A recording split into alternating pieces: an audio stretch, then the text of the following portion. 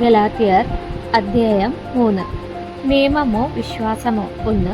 ഭോഷന്മാരായ ഗലാത്യക്കാരെ, യേശുക്രിസ്തു നിങ്ങളുടെ കൺമുൻപിൽ ക്രൂശിതനായി ചിത്രീകരിക്കപ്പെട്ടിരിക്കെ നിങ്ങളെ ആരാണ് ആഭിചാരം ചെയ്തത്? 2. ഇത് മാത്രം നിങ്ങളിൽ നിന്ന് അറിയാൻ ഞാൻ ആഗ്രഹിക്കുന്നു. നിങ്ങൾ ആത്മാവിനെ സ്വീകരിച്ചത് നിയമത്തിൻ്റെ അനുഷ്ഠാനത്താലോ അതോ വിശ്വാസത്തിൻ്റെ അനുസരണം നിങ്ങളോട് പ്രഘോഷിക്കപ്പെട്ടത് വിശ്വസിച്ചത് കൊണ്ടോ? 3. ആത്മാവിൽ ആരംഭിച്ചിട്ട് ഇപ്പോൾ ശരീരത്തിൽ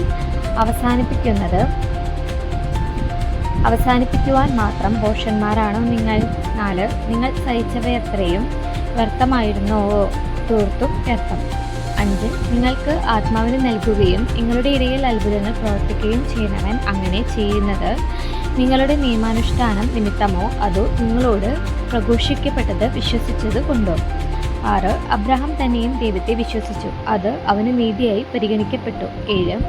അതിനാൽ വിശ്വാസമുള്ളവരാണ് അബ്രഹാത്തിന്റെ മക്കൾ എന്ന് നിങ്ങൾ മനസ്സിലാക്കണം. 8. വിജാതീയരെ വിശ്വാസം വഴി ദൈവം നീതീകരിക്കുമെന്ന് മുൻകൂട്ടി കണ്ടുകൊണ്ട് വിശുദ്ധ ഗ്രന്ഥം നിന്നിൽ ജനതകളെയെല്ലാം അനുഗ്രഹീതരാകും എന്ന സദ്വാർത്ത നേരത്തെ തന്നെ അബ്രഹത്തെ അറിയിച്ചിട്ടുണ്ട്. 9.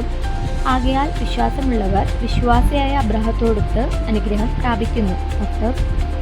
നിയമാനുഷ്ഠാനത്തിൽ ആശ്രയം അർപ്പിക്കുന്ന എല്ലാവരും ശാപത്തിന് വിധേയരാണ്. എന്തെന്നാൽ പ്രകാരം എഴുതപ്പെട്ടിരിക്കുന്നു, നിയമഗ്രന്ഥത്തിൽ എഴുതപ്പെട്ടിരിക്കുന്നതെല്ലാം അനുസരിക്കാതെയും പ്രവർത്തിക്കാതെയും ഇരിക്കുന്നവൻ ശപിക്കപ്പെട്ടവനാണ്. 11. ഒരുവനും ദൈവസന്നിധിയിൽ നിയമം വഴി നീതീകരിക്കപ്പെടുന്നില്ല എന്ന് വ്യക്തമാണ്. എന്തെന്നാൽ നീതിമാൻ വിശ്വാസം വഴിയാണ് ജീവിക്കുക. 12. നിയമത്തിൻ്റെ അടിസ്ഥാനം വിശ്വാസമല്ല, എന്തെന്നാൽ അവ അനുഷ്ഠിക്കുന്നവൻ അവ വഴി ജീവിക്കും. 13. ക്രിസ്തു നമ്മെ പ്രതി ശപിക്കപ്പെട്ടവനായി തീർന്നുകൊണ്ട് നിയമത്തിൻ്റെ ശാപത്തിൽ നിന്ന് നമ്മെ രക്ഷിച്ചു. എന്തെന്നാൽ മരത്തിൽ തൂക്കപ്പെട്ടവൻ ശപിക്കപ്പെട്ടവനാണെന്ന് എഴുതിയിരിക്കുന്നു. 14. അബ്രഹാത്തിന് ലഭിച്ച അനുഗ്രഹം യേശുക്രിസ്തു വഴി വിജാതിയിലേക്കും വ്യാപിക്കേണ്ടതിനും ആത്മാവിൻ്റെ വാഗ്ദാനം വിശ്വാസം വഴി നമ്മൾ പ്രാപിക്കേണ്ടതിനും ആണ് ഇപ്രകാരം സംഭവിച്ചത്.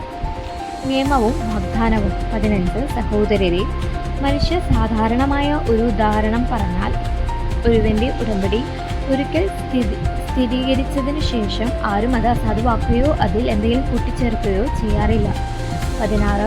വാഗ്ദാനങ്ങൾ ലഭിച്ചത് അബ്രഹാത്തിനും അവൻ്റെ സന്തതിക്കുമായിട്ടാണ്. പലരെ ഉദ്ദേശിച്ച് സന്തതികൾക്ക് എന്ന് അതിൽ പറഞ്ഞിട്ടില്ല. പ്രത്യുത ഒരുവനെ ഉദ്ദേശിച്ച് നിന്റെ സന്തതിക്ക് എന്നാണ് പറഞ്ഞിരിക്കുന്നത്. അത് ക്രിസ്തുവിനെ ഉദ്ദേശിച്ചാണ്.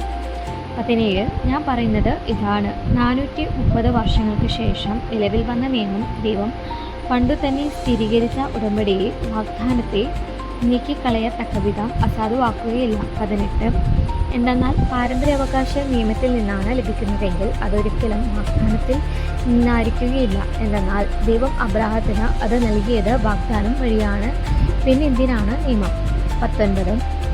വാഗ്ദാനം സ്ഥിതിച്ചവനും സന്തതി ലഭിക്കുന്നതുവരെ പാപങ്ങൾ നിമിത്തം നിയമം നൽകപ്പെട്ടു. ദൈവദൂതന്മാർ വഴി ഒരു മധ്യവർത്തിയിലൂടെ അത് വിളംബരം ചെയ്യപ്പെട്ടു.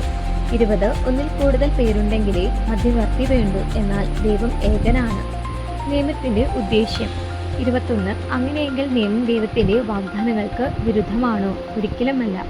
എന്തെന്നാൽ ജീവദായകമായൊരു നിയമം നിലവിലുണ്ടായിരുന്നെങ്കിൽ നീതി തീർച്ചയായും ആ നിയമം വഴി ഉണ്ടാകുമായിരുന്നു.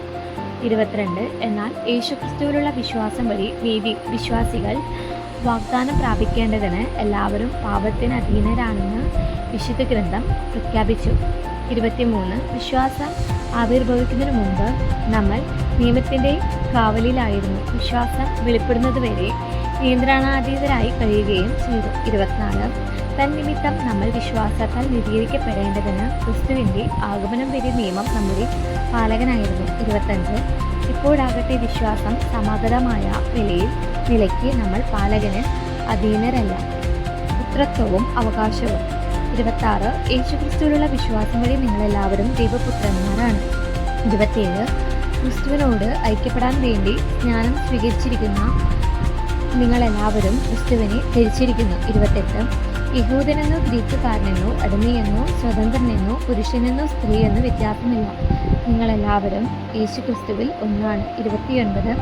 നിങ്ങൾ ക്രിസ്തുവിനുള്ളവരാണെങ്കിൽ അബ്രഹാത്തിൻ്റെ സന്തതികളാണ്, വാഗ്ദാനമനുസരിച്ച് അവകാശികളുമാണ്.